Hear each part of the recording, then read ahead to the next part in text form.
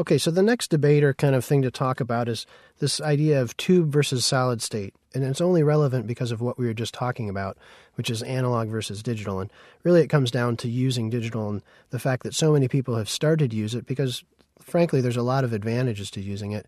Not only is it a lot more affordable, but it's incredibly flexible in terms of being able to record and manipulate and work with sound visually. So there's a lot of reasons that more and more people are using digital formats in the digital arena to work with sound. And I don't think it's going to go away anytime soon. It's certainly been around for a while. And the fact that you're watching this means that there's someone else who's interested in it. So we know at least one more person is going to keep things going. You're carrying the flame, my friend. So it's this digital accuracy, which tends to get thought of as coldness, that kind of brings us to the discussion about tubes versus solid state. Now, if you go out and start buying some equipment, preamps, different effects, guitar pedals, microphones, you'll find that some are tube microphones or tube preamps, and then the others are solid-state preamps, meaning that they don't have tubes. That's basically the distinction. They're a circuit board with a bunch of different devices on it, but not any actual tube. The reason that you see so many devices with tubes is in an attempt to kind of warm up our signals before we commit them to the digital domain. And so that's why tube microphones and tube preamps are really popular again. Now, back in the day, tube technology was around for a long time and up into the 60s and 70s, and then solid state started to come around, and people really started to use that more because, frankly, it operates at a much quieter noise level in terms of kind of the hissing and the buzzing you might get with your signals and your devices. So the use of tubes was kind of on the decline, and people were really into solid state stuff because we were getting quieter, better recordings. One of the reasons this was happening is because we were also still using tape recorders to do pretty much all the recording. And so we were able to get a lot of that warmth that we were seeking from tape recorders. But with the advent of digital and this new coldness, it became apparent that we needed to get some warmth back into some of these signals. We can use tubes and mics and preamps to add a little bit of distortion or warmth before we commit it to the digital domain, before that sound itself becomes analog and then becomes sampled. But not all tubes are created equal, or at least not all tube devices are created equally. So just because you buy the $100 tube preamp, there's no guarantee that that's actually going to sound better than the $100 solid-state preamp. And there's probably no guarantee that it's going to sound better than the $1,000 solid-state preamp. So how much you spend can have an effect, but other things are just simple manufacturing and how you use tubes.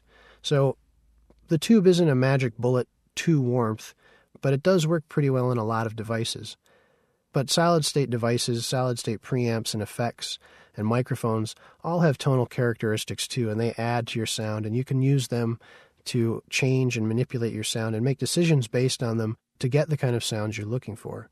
So don't write solid-state off as kind of being the same as digital. It's not. It's definitely got some imperfections that color sound, and it's also designed sometimes to color sound by the manufacturers. So think of solid state and tubes kind of as alternatives, not necessarily good and evil or warm and cold, but different tools for different situations, or different things with different characteristics.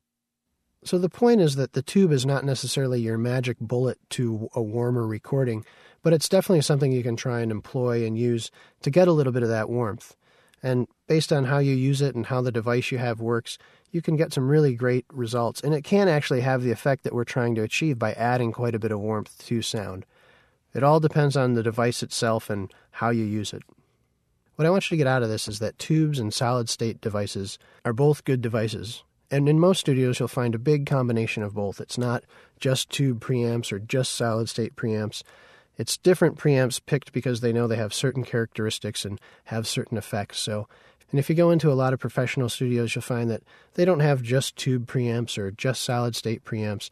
They'll have a combination of both, and based on what they're recording or what kind of sound they're going for, they'll pick which sort of device to use.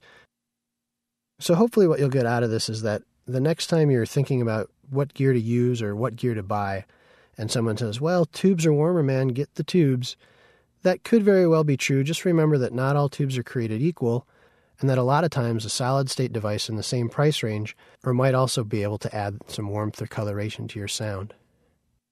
So my advice to you would be the next time you have to pick out which piece of gear to use or what new piece of gear to buy, instead of just going straight for the tube because you want it to be warm or straight for the solid-state because you want a really clean signal, try and set them up and turn them on and give them a listen and see what kind of qualities they have.